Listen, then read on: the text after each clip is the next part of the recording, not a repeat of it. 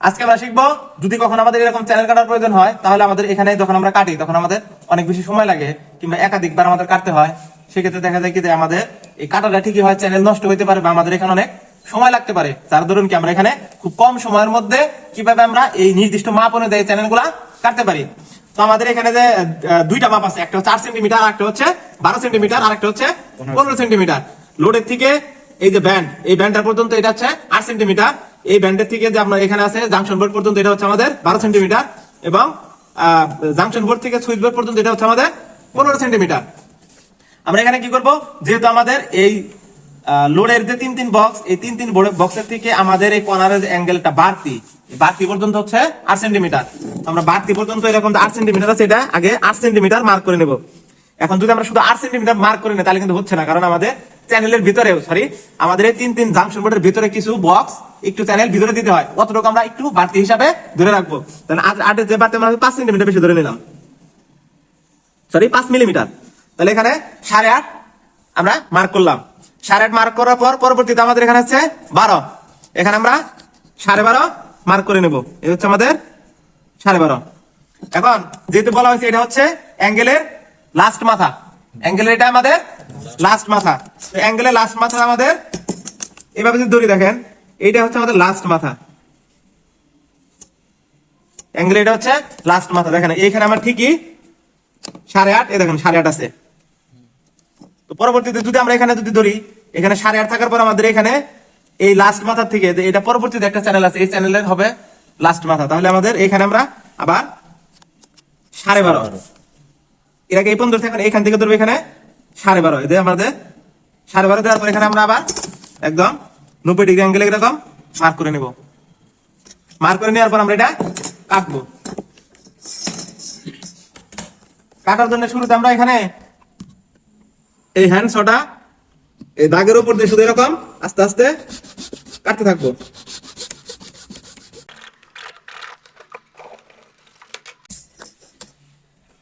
এর পরবর্তীতে আমরা যে এটা দেখাচ্ছিলাম এটাও কেটে নিব। তাহলে আমাদের এখানে দুইটা হয়ে গেল। এটা দেখেন আমাদের এই পাশে হয়েছে এবং এটা আমাদের এদিকে উল্টা দিকে, শুধু আমাদের দুইটা কাটলে হবে।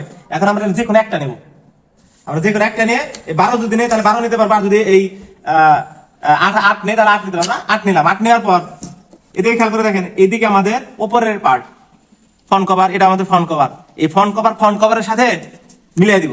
দেখেন এই ফ্রন্ট কভারের সাথে মিলিয়ে দেওয়ার পর এখানে আমরা এদিকে একটা হালকা করে মার্ক করে নিলাম। কিন্তু আমাদের আর শিওর না যে মার্কটা আমাদের 45 ডিগ্রি একদম অ্যাঙ্গেল হয়েছে কিনা, কারণ এটা আমাদের কাটা বাঁকা হতে পারে। তো শুধু এই অ্যাঙ্গেলটা আমরা কি করবো, এই ট্রাই স্কেলের সাহায্যে আবার মিলিয়ে নিব। এখন এই বাইরে দেখেন ঠিক আমাদের 8.5 সেন্টিমিটার হয়েছে, বাইরে আমাদের এই 8.5 সেন্টিমিটার হয়েছে। আর এটা বাইরের থেকে আমরা কত সেন্টিমিটার কাটবো, 12.5। এখান থেকে আমাদের এখানে এই যে 12.5 কাটার পর এখানে 90 ডিগ্রি অ্যাঙ্গেল, এরপর আবার 15, এই হচ্ছে আমাদের 15 করার পর এটা আবার 90 ডিগ্রি অ্যাঙ্গেল। এখন এই কাটাগুলোরে আমরা দিলেই আমাদের এই স্ট্রাকচারটা আসে পড়বে। আগের মতন আমরা এরকম কাটবো।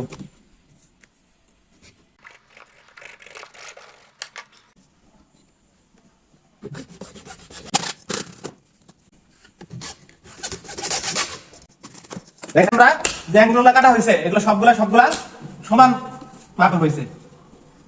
এটা আমাদের উপরে পার্ট হলো, এটা একটা হচ্ছে এরকম, আরেকটা হচ্ছে এরকম, মাঝখানে থাকবে তিন বক্স। এখন এই টার্মিনাল হচ্ছে এটা, এবং অপর আরেকটা কাটলাম, এটা হচ্ছে আমার এটা, এবং লাস্টে হচ্ছে এটা। এখন কাজ করার সুবিধাতে আমরা কি ভিতরে মার্কিং করে নিয়ে আমরা আমাদের জবটা লেআউট অনুযায়ী আমাদের বোর্ডে স্থাপন করব। এভাবে আমরা খুব কম সময়ের মধ্যে চ্যানেলগুলো কাটতে পারি।